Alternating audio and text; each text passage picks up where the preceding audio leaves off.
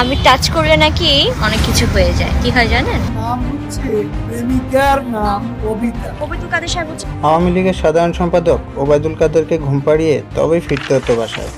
অভিনয় দক্ষতায় দর্শকদের মনে জায়গা করতে না পারলেও কাদের মনে ঠিকই জায়গা করে নিয়েছিলেন তিনি। শুধু ওবায়দুল কাদেরই নয়, আওয়ামী লীগের অন্যান্য নেতাদের সান্নিধ্যেও রাতারাতি কোটিপতি বনে যান অফসাইডের এই নায়িকা। এমনকি বিলাসবহুল গাড়ি, 5 তারকা হোটেলে রাত্রিযাপন, ধনাঢ্য ব্যবসায়ীদের সাথে দেশ বিদেশে প্লেজার ট্রিপ কি করেননি তিনি। বলছি ঢাকাই সিনেমার বহুল আলোচিত ও সমালোচিত জাহারা মিতুর কথা। পেশায় চিত্রনায়িকা হলেও ওবায়দুল কাদেরের সাথেই কাটতো তার বেশিরভাগ সময়।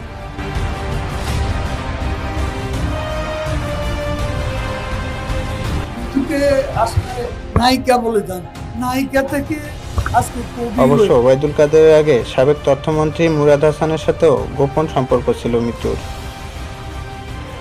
এমনকি অন্যান্য এমপি মন্ত্রীদের সাথেও রাত দিন ওঠা বসা ছিল তার।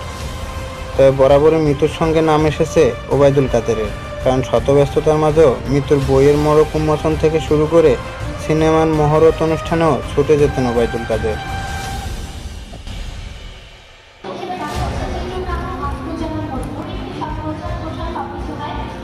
রাজনৈতিক নেতা কিংবা ধনাঢ্য ব্যবসায়ীদের সাথে দেশ বিদেশে ঘুরে বেড়ানো ছিল জাহারা মিতুর নিত্য নৈমিত্তিক কাজ। সোশ্যাল মিডিয়াতেও মিতুর বিদেশে অবকাশ যাপনের নানান মুহূর্তের ছবি ও ভিডিও ভেসে বেড়ায়। বছরে একটা ছবি না করলেও এভাবে বিলাসবহুল জীবন কাটানোয় বিভিন্ন সময় নেটিজেনদের কটাক্ষরও শিকার হন এই অভিনেত্রী।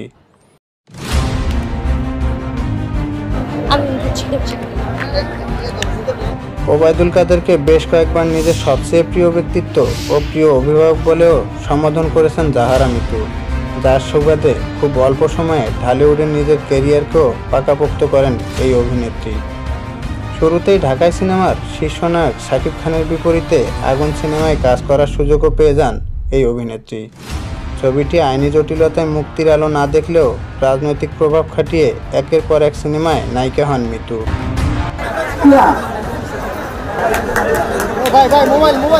মিডিয়ায় জাহারা মিতুর অভিষেক হয় মিস ওয়ার্ল্ড 2017 সুন্দরী প্রতিযোগিতার মাধ্যমে। সিনেমায় অভিনয়ের আগে বিভিন্ন টিভি প্রোগ্রামে উপস্থাপন করতেন তিনি।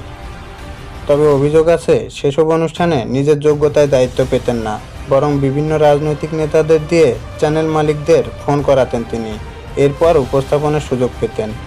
তখন থেকেই ব্যবসায়ীদের প্রভাবে গ্ল্যামার জগতে বিস্তার করতে শুরু করেন এই সুন্দরী। ছাত্র জনতার গণ অভ্যুত্থানের মাধ্যমে শেখ হাসিনা সরকারের পতনের পর জাহারা মিতুকে নিয়ে নানান রকমের মন্তব্য করেছেন দর্শক। যদিও এই সমালোচনাকে তুড়ি মেরে উড়িয়ে দিয়েছেন এই অভিনেত্রী, উল্টো ওবায়দুল কাদেরকে অস্বীকার করার দুঃসাহস তার নেই বলে জানান।